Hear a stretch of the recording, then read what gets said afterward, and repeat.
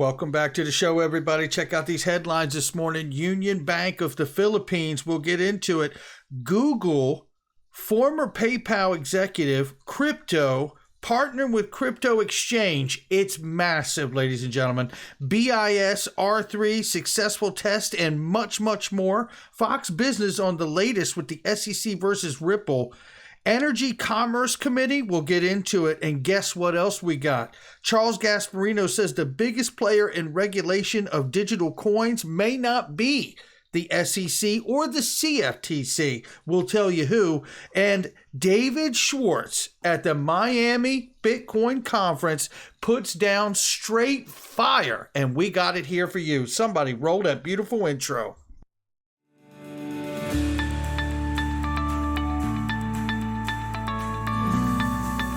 Digital Perspectives with Brad Kimes. Come on in.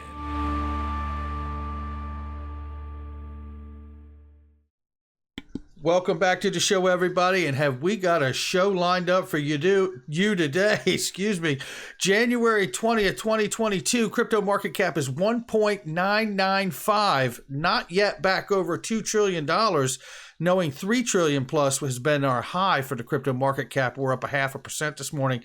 We see right now Bitcoin 42,000 plus. We see Ethereum is 3,100 plus. We see Cardano is coming in at $1.36. Solana is at a 139 and change. XRP is 74 cents, and I believe it's a 4 or 5 digit coin easily over time. And I think we're going to see evidence today about how it may feel slow when you look at price, but I think we're absolutely on the path to that ultimate destination. I really do believe that, not financial advice. The numbers, in fact, are brought to you by Unstoppable Domains this morning, ladies and gentlemen.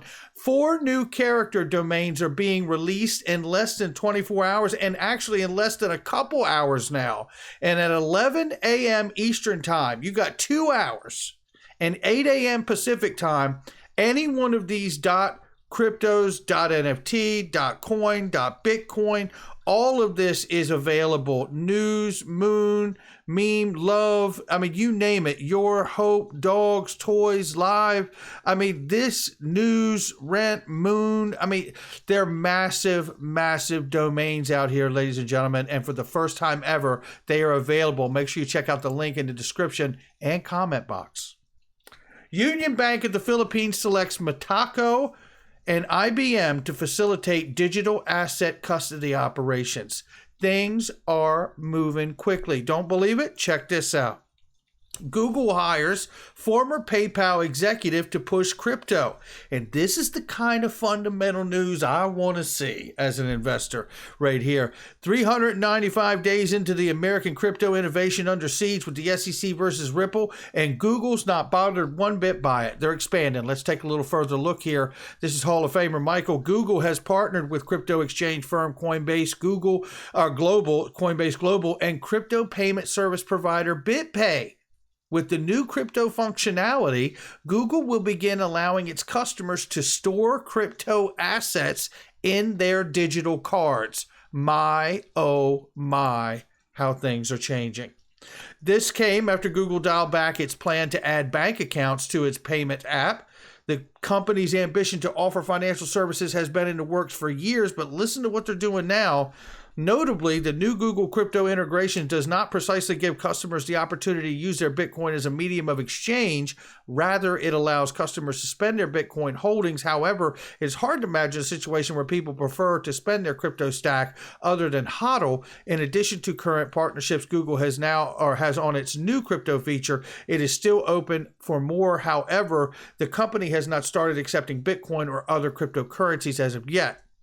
Now, this came after Google dialed back its plan to on the bank accounts, as it said in the payments app. The company's ambition to offer financial services has been in the works for years. While Google is still vibrant on its financial services, the company said it would be adding bank accounts from its partners, including Citigroup And at the time, Google spokesman said that the company was enabling financial services to meet customers' demand for simple, seamless, and secure digital payments online and in-store transactions, the spokesman said. Further, we're updating our approach to focus primarily on delivering digital enablement for banks and other financial service providers rather than us servicing as the provider of these services. There you have it. And it appears in the strategy for this, the financial services move failed. In addition, crypto functionality multinational company has hired former executive PayPal Holdings to oversee its payments division. This is really becoming one of those mediums of itself as Google, right? It has the user base. It has the ability to develop these products, create these offerings, tie into banks on the backside of this and all the other payment providers. This is really, really getting very, very big. This is the latest right here from Charles Gasparino and Fox Business News. Let me spin it, and then we'll talk about it. Here we go. Pulling up XRP right now because that cryptocurrency at the moment is moving. Most of the cryptos are moving lower. Bitcoin's higher, but XRP is down just under 1%, trading at about 73 cents. The lead judge in the Ripple versus SEC lawsuit has just handed down a decision to allow certain documents that are crucial to the case to be allowed into evidence. Charlie Gasparino has been speaking with the experts involved. I would think, Charlie, this favors XRP big time, right? I would say, net, yes. And we should point out that XRP is the cryptocurrency. I know Ripple's going to hate me for saying this because part of their argument is that they're not really related, but they really are. XRP is the... God forgive Charles Gasparino, that is not true. But we love him. We love him for covering this story. Cryptocurrency of Ripple. XRP was created and then used to build out Ripple's blockchain platform for cross-border payments. The SEC came in right at the end of Jay Clayton's tenure in 2020 and said XRP was used illegally, improperly. It should have been registered as a security. Ripple, which issued the XRP again, is fighting back. This is a case, it sounds like gobbledygook here, I know, but this is a huge case if you're into crypto, because if the SEC wins this case, it's carte blanche on regulating everything crypto. It can go after Ethereum. It could say Ethereum was technically a security and they didn't register, so they owe us money and they have to go through the process. And so far right now it's illegal. They could theoretically go after Bitcoin. I mean, try to track down Satoshi Nakamoto and say, why didn't you register with us, Nakamoto? Why didn't you register with us? I mean, I'm being a little facetious there, but that is a possibility. It could go back and the SEC can gain great powers. Ripple is fighting back. And one of their key arguments, Liz, is that the SEC is playing double standard. It has a double standard here. It allowed, during the Clayton years, and so far right now during the Gensler years, these other cryptocurrencies to be considered currencies and not securities. They didn't have to register with the SEC, but they made XRP. They're held to different standards, obviously. Different standards. So now, how are they going to prove that case? Well, they got access now to some documents, some privileged, what was considered privileged documents by the SEC. The SEC hates giving up documents and wants all its stuff done in secret. And you know why? I mean, because they don't want, there's a debate going on. But anyway, the key part that I think that they got here is they're going to get some emails, communications, and drafts of a speech made in 2018 by a former SEC official named Bill Hinman. We've talked about him in the past. Bill gave a speech at a Yahoo Finance conference which laid out the SEC's regulatory agenda. What is a security? Why isn't it? Why isn't Ethereum a security? Why isn't Bitcoin a security? And why these others, i.e. XRP, might be. We're going to get, at least XRP is going to get, and Ripple, they're going to get the notes, the drafts, to try to figure out, and in their view, they want to know what was the thought process, and did the SEC cut Ethereum, for example, a break?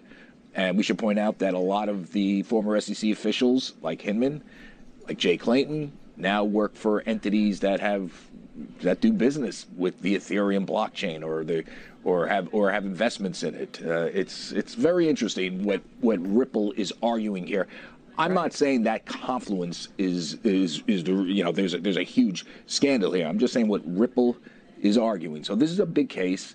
We should point out that Mr. Clayton, Mr. Hinman had no comment. They have denied in the past any conflicts of interest that swayed their viewpoints on these. As a matter of fact, they weren't involved in any of this Ethereum stuff that they're doing now in private practice when they were at the SEC.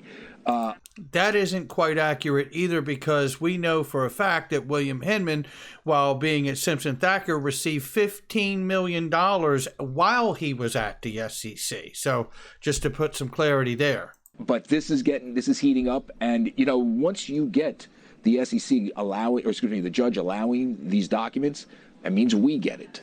That means everybody gets it. Right. These are going to be interesting stories about how the SEC came up with its current regulatory framework, and very controversial. This is a huge case if you own crypto. Trust me. It is a huge case, and it deserves to have the clarity that it needs. We really need to try to be more accurate about exactly what's taking place there, because there is a lot more there, and I am completely grateful for Fox News, Liz Clayman, Eleanor Terrett, and Charles Gasparino, but we don't want to make this harder to understand than it is. There is a lot to really see here. And you know what? I believe we're going to have the opportunity to speak with John Deaton before this week is out. So look out for that when it comes. We're going to have something amazing for you. So take a look at this. This is moving on and just showing you how incredible rate of speed that the financial system is moving here at the same time that retail investors, especially XRP holders, are being handcuffed and seated on being able to get XRP the way they could. Shout out to Uphold. R3 is proud to have been a part of Project Helvetia in collaboration with BIS 6 Group. It says here the project was underpinned by R3's Corda, marks a significant advancement in WCBDC. Read about the project in the BIS press. But what I want to give you right here is very quickly this, is that it was a successful product integrating a wholesale central bank digital currency back-end, wholesale back-end, right?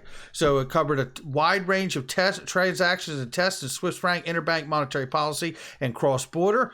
And 5 commercial banks integrated wholesale CBDC in their existing back-office systems. And it says here that they look towards the future for more tokenized financial assets based on distributed ledger technology coexisting with today's systems. Now, all of this went off without a hitch, right? That's what we need to know. And here, financial infrastructures run on DLT. International regulatory standards suggest that operators of systemically important infrastructures should settle obligations in central bank money whenever practical and available. Operators of systemically important infrastructures. Now, I've talked to you about this for over 2 years now. SIFMUs, SIFMEs, designations from the Dodd-Frank Act through FSOC, the Financial Stability Oversight Council, which is a regulatory agency connected to the Treasury. You're going to hear more. Let's keep going. So this is a big deal about the idea that whatever these participants are could be held to that systemically important designation, right? Here's a reminder of why it's important that R3 is involved in this, because R3 told us in 2019 that Corda Settler, which comes with the Corda platform, it's access to settle with digital assets, right? An open source decentralized application that runs on Corda blockchain, aimed to facilitate global crypto payments across enterprise blockchain networks with Ripple's XRP as its base currency. Corda Settler thereby focuses on the settlement of payment transactions between crypto and traditional assets within enterprise blockchains. It goes on to say, Corda Settler uses XRP. They just told you here that the BIS, the central bank of central banks, has just had a successful test with R3. One has to wonder if the use of digital asset XRP and maybe other assets have been tested along with that wholesale back-end CBDC settlements. Going on to say here that Corda selected XRP, the globally recognized cryptocurrency, as the first and only supported cryptocurrency for settlement on the platform. They do plan to expand to the use of other assets in the future. This was from 2019. So we understand XRP is a part of that conversation. Going even further here, today we have a hearing, congressional hearing on energy and consumption of digital assets and digital tokens like Bitcoin and Ethereum. This is from a couple days ago from the Energy and Commerce Committee on the idea of consumption of these things. Look at what they had to say here. It says a certain subset of blockchains in use today utilize a mechanism known as proof of work, which requires enormous amounts of energy to operate. Ethereum and Bitcoin, for example, are two blockchains that currently employ proof of work to support their cryptocurrencies. Ether, known as ETH, and Bitcoin as BTC, respectively. One analysis indicates that the energy required to validate just one Ethereum transaction today could power a U.S. home for more than a week. Get some of that. You think that's a solution for the future? How about that for Web3? Well, take a listen to this because I'm getting ready to play you what David Schwartz laid down at the Bitcoin conference yesterday, and it was fire. And I'm going to tell you, this is what Ethereum is up against. Listen to Ethereum, Vitalik Buterin and Joseph Lubin telling you that Ethereum does not scale, and they knew it from day one. Turns out we can build a financial you're plumbing saying layer. That the concept of launching something that doesn't scale and then rebuilding Sure. it as It something scales- scalable it was scales in the somewhat. initial plans. It scales somewhat. It's over $3,000. It has average transaction fees from $7 to several $100s, no matter the value you're trying to transact on the network. And these two understand that it doesn't scale, but maybe somewhat. Be careful what you hold. I'm not trying to talk you out of anything. I'm just trying to show you exactly what came out of their mouth, not mine. It's not scalable, somewhat. It's not really a solution. But guess what is? It's right here, and it's David Schwartz, CTO of Ripple, and he's going to lay it down for you that every major institution, every fiat and asset, every jurisdiction in the world can settle transactions for less than a penny. Are there any real-world applications for these sidechains? Well, the obvious one is features like CBDCs. Ripple's CBDC solution enables central banks to create a private parallel network, a permissioned blockchain that you can issue a CBDC on, and then you can connect that to the main public XRP ledger. Our vision is to solve for interoperability between CBDCs while creating a virtual lab for central banks to experiment with new features. The transactions are verified by the same consensus protocol used by the XRP ledger, which is less energy intensive, cheaper, and over 120,000 times more efficient than things like proof of work. Major first step in providing central banks with a secure, controlled, and flexible solution.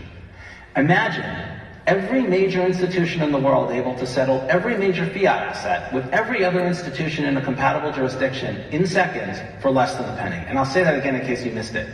Imagine every major institution in the world able to settle every major fiat asset with every other institution in a compatible jurisdiction in seconds for less than a penny. That is a very, very big deal. The XRP ledger is well suited to make this possible with its native XRP acting as a neutral bridge asset that can easily be exchanged from one chain to another. XRP is consistently a top 5 most traded asset, and DeFi applications built on top would be built in a way that would cater to what institutions want. The future of crypto will be a multi-chain world, but not without first achieving cross-chain interoperability. Federated sidechains and similar innovations are key to making this future a reality, and it starts with the XRP ledger. Come on in, David Schwartz is on fire. And take a look at this. Charles Gasparino says here, crypto industry says the biggest player in regulating digital coins may not be the SEC or the CFTC, but the Federal Reserve, which is preparing to release its annual report on the business and will provide some clarity, more on Fox Business News. This is why I tell you about FSOC. It is a regulatory agency connected to the Treasury because they can deem things systemically important, just as was highlighted by the BIS in this section right here when it talked about systemically important. Where is it? Right here. Let me get it for you right here. Suggests that operators, systemically important market infrastructures right here. There it is, right? And then what do we hear right here? That's what FSOC does. That's what they have the ability to do. And the Fed has the ability to suggest it as well. And so does OFAC, the Office of Foreign Asset Control, which is the international foreign side of the U.S. regulatory agency, OFAC, connected to the U.S. Treasury, right? So between OFAC and FSOC, you got both sides of the ball covered for the domestic financial system and foreign asset control, right?